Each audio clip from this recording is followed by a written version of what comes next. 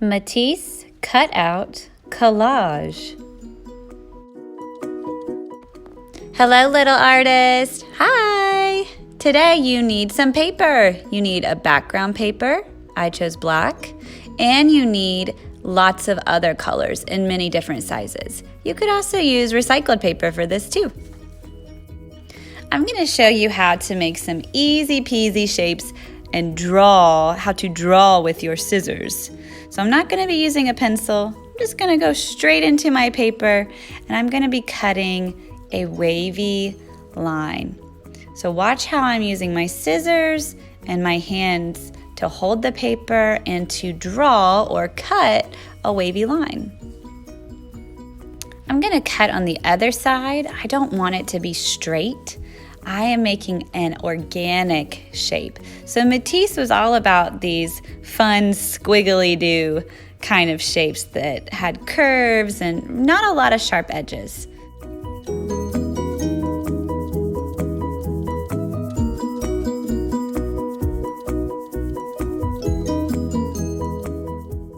The next shape I'm going to show you is a swirl or a spiral. Now they look hard, but they're actually quite easy.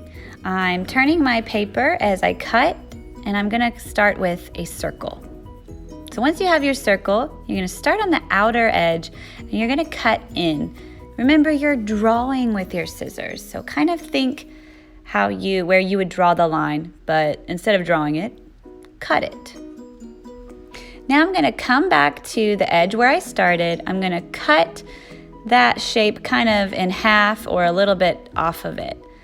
So I'm kind of slimming it down and just follow along the same line. Watch how I'm turning it with my fingers. And then that little piece can come out. You could use that. You could use both of these. You could use the bigger, bolder spiral, or you could use the smaller one. I kind of want my inside to have like a straighter inside. It just depends on what you want your spiral or your swirl to look like. And I kind of like that little baby yellow shape that popped off. We'll keep that.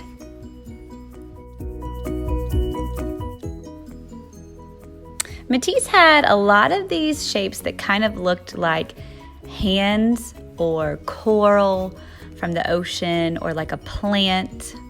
But really, it's just about creating curves and using your paper and your scissors and turning them as you go to get these curvy little edges for these squiggly-do or organic shape. Not organic food, an organic shape. That means there's not any straight edges and it doesn't have a name. Like a circle and a square have a name, but this shape, it's organic. It just has squigglies and soft curvy edges and reminds us of nature. I'm just gonna make another organic hand plant shape. Remember, today is about exploring, so there's no right or wrong way or no wrong shape that you can make. And I kind of like to just start cutting and kind of see where the scissors take me.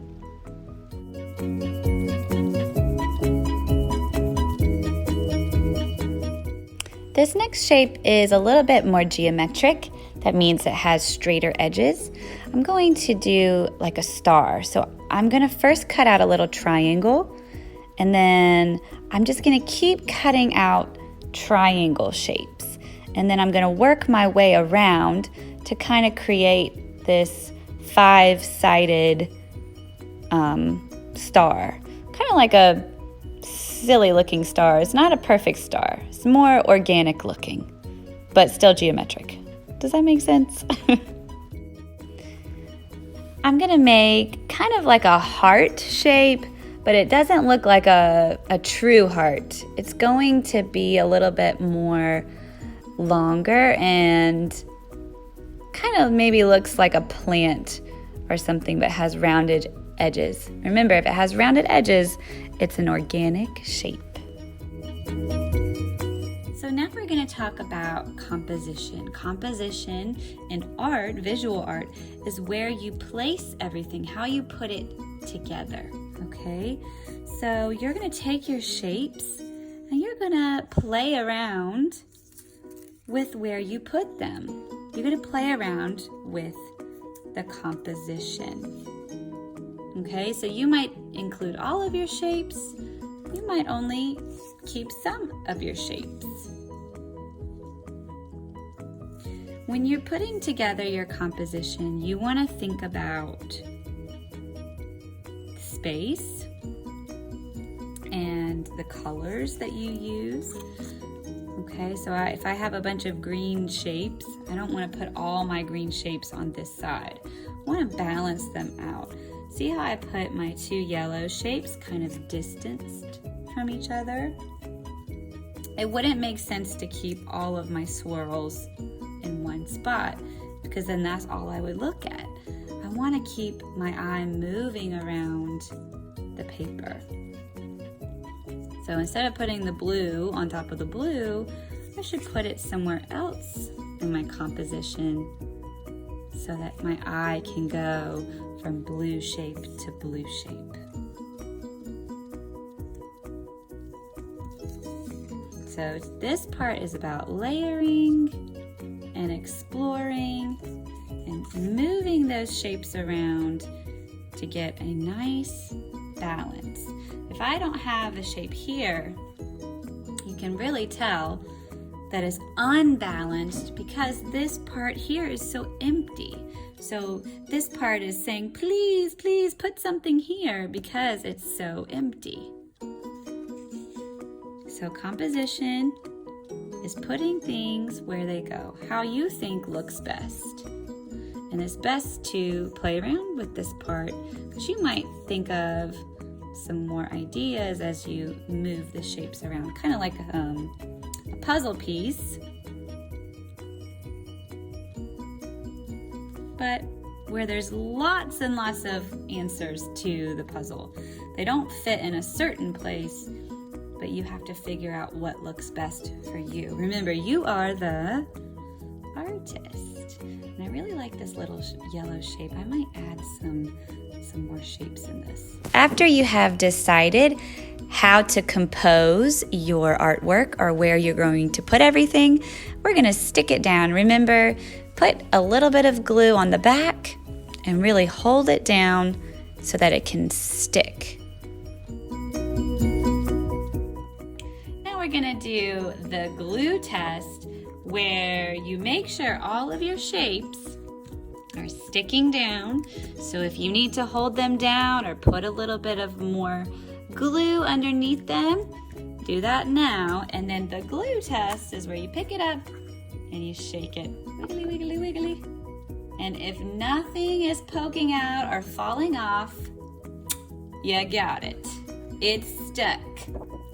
Yay! So the very last thing after my glue test that I'm gonna do is I'm gonna put my artist signature on there, and I'm going to use a colored pencil so that I have a nice point to write my name. Now I am going to pick a color that is in my composition. So should I pick a purple pencil? Probably not, because I didn't use any purple for my collage. So I'm gonna either pick green, yellow, orange, white, blue, red. I think I'm gonna do white. That would be very nice. Okay, so on the bottom right hand of my artwork, I'm gonna use a colored pencil and I'm gonna write my name very neatly. I'm gonna write it in my best handwriting. I'm writing in cursive. You don't have to, but it might look nice. And my name is Christina So I put my nice little artist signature there. Ta-da! Beautiful. Remember, take your time, try your best, and have fun. I cannot wait to see what you make.